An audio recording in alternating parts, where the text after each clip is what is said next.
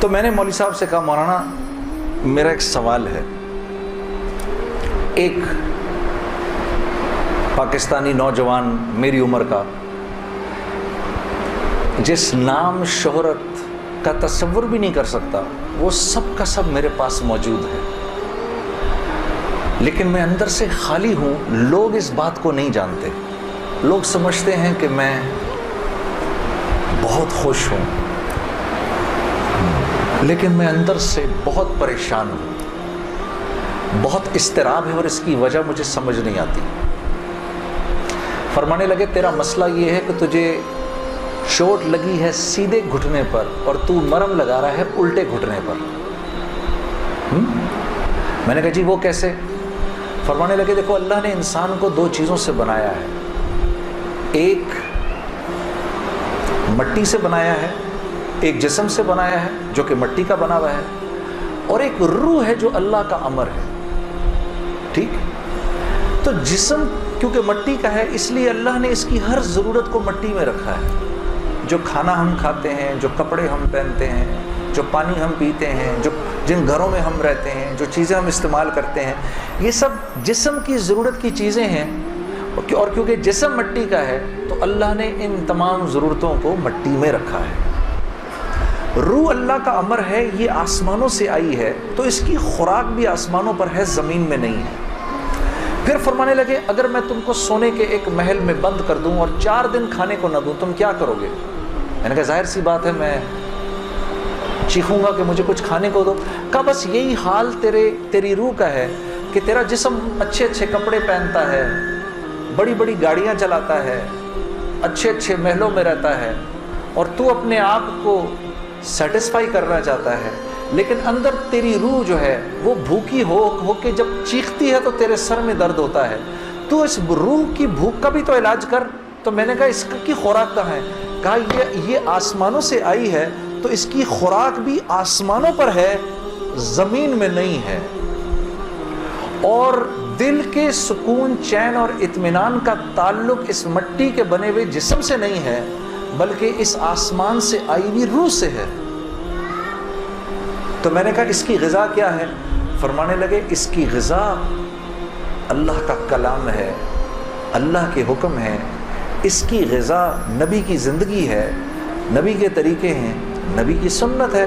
وہ جب تک اس کو ملیں گے نہیں یہ بھوکی رہے گی، اور جب یہ بھوک کر چیخے گی تو پھر تم تو مسلمان ہو، تمہیں تو پتہ ہے، غیروں کو تو پتہ نہیں، وہ دماغ کی اس چیخ کو سلانے کے لیے کبھی شراب پیتے ہیں، کبھی نشے کرتے ہیں، لیکن یہ تو جب تک روح بھوکی ہے اس وقت تک اندر سے تم مضطرب رہو گے، سکون چین نہیں ملے گا۔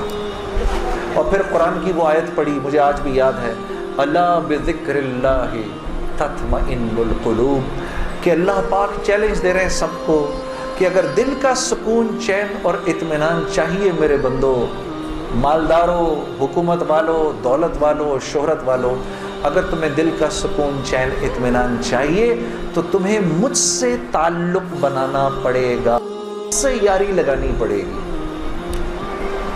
مولانا کی یہ بات سن کر میں تو پہلے ہی پریشان تھا، 3 دن سے بیان سن رہا تھا، میں تو دھاڑے مار کے رونا شروع ہو گیا،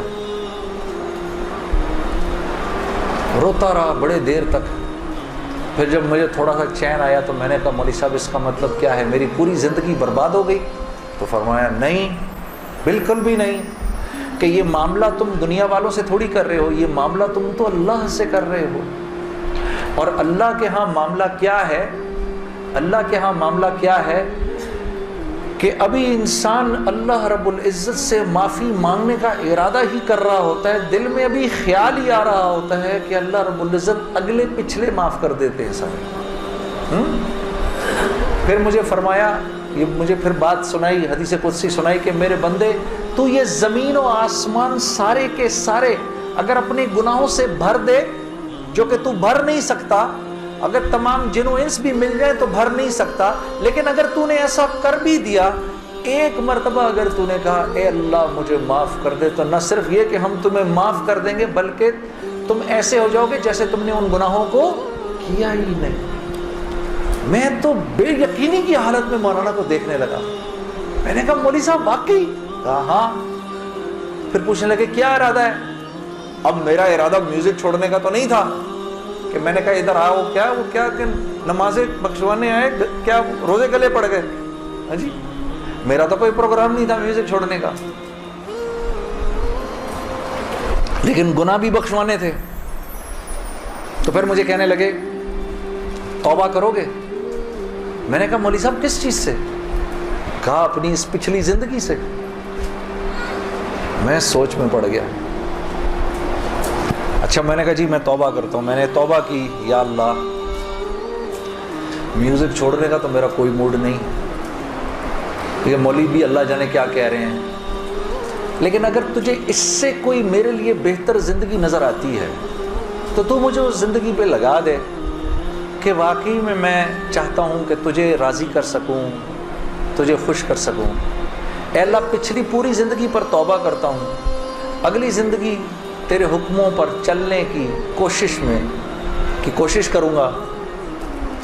اگر تو واقعی ایسا ہے جیسا یہ مولوی صاحب فرما رہے ہیں تو تو مجھے معاف کر دے. میں نے کہا توبہ کر. مولوی صاحب نے کہا اب کیسا محسوس کر رہے ہو؟ میں نے کہا جی بہت ہلکا. پھر میں نے کہا لیکن مولوی صاحب بات تو یہ ہے کہ اگر میرے پچھلے سارے معاف ہو گئے اور اس پر اللہ نے اگر جنت دی تو میری تو بہت ہی بڑی جنت ہوگی، آپ سے بھی بڑی. تو فرمانے لگے نہیں بیٹا اتنی جلدی نہ کرو، تمہیں وصول تو ہم ہی نے کیا ہے، جو تجھے ملے گا اس سے تو بڑا ہمیں ملے گا ہی ملے گا. ہاں لیکن میں نے کہا مولوی صاحب اور بہنیں اس بات کی تصدیق کریں گی، موسیقی تو روح کی غذا ہے کہ نہیں؟ ہاں یہ سیالکوٹ کی خواتین یقین کرو پورے ملک کی پہلی بہنیں ہیں جو کہہ رہی ہیں نہیں، ورنہ اگر کسی نے نہیں بولا تو چپ ضرور رہی ہیں. سارے مردوں نے بولا ہے موسیقی روح کی غذا نہیں ہے. موسیقی روح کی غذا ہے جی. یہ دیکھو اب آواز آئی ہے، اب ایسا لگ رہا ہے کوئی بیٹھ کے سن رہا ہے جی. موسیقی روح کی غذا ہے جی. شاباش، اللہ آپ لوگوں کو اس پر چلا دے. اللہ رب العزت آپ کے موبائلوں میں جتنے بھی گانے ہیں سب اڑا دے اسی وقت. گھروں میں جتنی کیسٹیں ہیں سب ٹوٹ جائیں، اللہ کرے ساری سیڈیاں ٹوٹ جائیں. اللہ پاک ایسے کرے گانے کی آواز ہی نہ سننے کو ملے آج کے بعد آپ میں سے کسی کو. یہ سوچ لو آمین قبول ہو جائے گا. اب سوچ کے بولنا آمین. تو مولوی صاحب نے مجھے کہا کہ نہیں، موسیقی روح کی غذا نہیں ہے، موسیقی نفس کی غذا ہے. موسیقی کس کی غذا ہے؟ نفس کی. یہ واقعی نفس کی غذا ہے، اور یہ ایسا زہر ہے یہ جب اندر جاتا ہے تو پتہ ہی نہیں چلتا کہ نقصان کتنا کر گیا ہے. ٹرائی نہ کرنا لیکن آپ کہیں جا کر اللہ کی بات سنیں، اس کے بعد جا کر 5 منٹ کا گانا سنیں، ساری صفائی ہو جائے گی، اندر ساری صفائی ہو جائے گی. میں یہ نہیں کہ بعد میں مجھ سے لوگ پوچھتے ہیں حلال ہے حرام ہے، اس کے لیے تو یہ مولوی بیٹھے ہوئے ہیں نا، ان سے پوچھو. میں آپ کو وہ بتا رہا ہوں جو ہوتا ہے، میں آپ کو وہ بتا رہا ہوں جو ہوتا ہے کہ یہ انسان کو بے باک کر دیتی ہے. مجھ سے کسی نے پوچھا میں اپنے ملک کے لیے گانا، میں کبھی اپنے ملک کے لیے گانا وہ ایک اور چیز ہے. میں ان گانوں کی بات کر رہا ہوں جن کو عام طور پہ لوگ سن رہے ہوتے ہیں بازاروں میں. ہاں اور پھر کہتے ہیں اس کے سننے میں کیا ہے. ارے یار میں کیا بتاؤں آپ کو کیا ہے. خدا کی قسم اگر وہ زندگی اس زندگی سے بہتر ہوتی مجھے کیا تکلیف تھی. مجھے ایک ساتھی کہنے لگا اب تو آپ کے لیے اس زندگی کی طرف جانا بڑا مشکل ہے. میں نے کہا کوئی مشکل نہیں، گلا تو وہیں کا وہیں ہے، گا سکتے ہیں، لیکن اب اس زندگی کی طرف جانے سے بہتر لگتا ہے کہ میں آگ میں چھلانگ مار دوں. کہ وہ اس قدر خطرناک زندگی، وہ اتنی ایک یقین کرو پوری، صرف گانا نہیں ہوتا، وہ ایک پوری زندگی ہے. وہ ایک پوری زندگی کا نام، جیسے یہ ایک پوری زندگی کا نام ہے نا، صرف دعوت کے 2 بول نہیں ہیں. ہاں میرے دوست مجھ سے لڑتے تھے، یار تو ادھر گانا گا ادھر جا کے اذان دے دے.